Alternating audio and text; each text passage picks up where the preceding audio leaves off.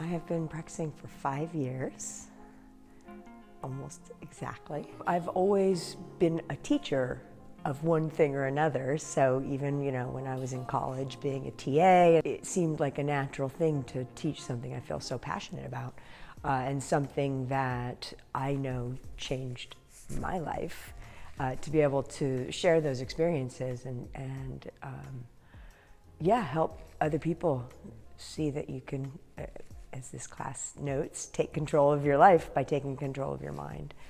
And helping people to sort of understand how to do that. It is a perfect time for self-reflection, but it's good to sort of get a little bit of instruction on what to reflect on and how to do that in a way that it's going to help us grow instead of become more isolated and lonely and all the things that can happen to people when they start becoming self-reflective.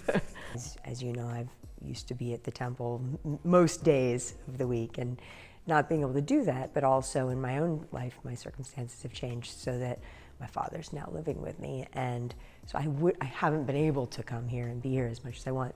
So I myself have had to really take the Dharma and apply it to my life in a way that I've never really been forced to do. I've sort of been lucky enough being near the temple and being near some of the best teachers. I've been coddled and supported, and all of a sudden in the last few months there's this feeling of, oh, now I've got to do it. Now I have to really apply it, and lo and behold, it works. When you actually start to look at opportunities for practicing patience and look at opportunities for giving. I'm really excited to actually be able to share this new perspective that I feel like I've got now that I've really immersed myself in applying Dharma in my daily life. And I think that a lot of this sort of subject matter is giving people agency.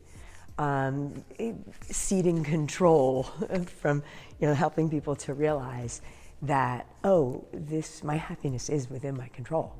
That I can't expect my surroundings to be in the perfect way. To be able to sort of teach, this is how you can take control and be happy no matter what's happening.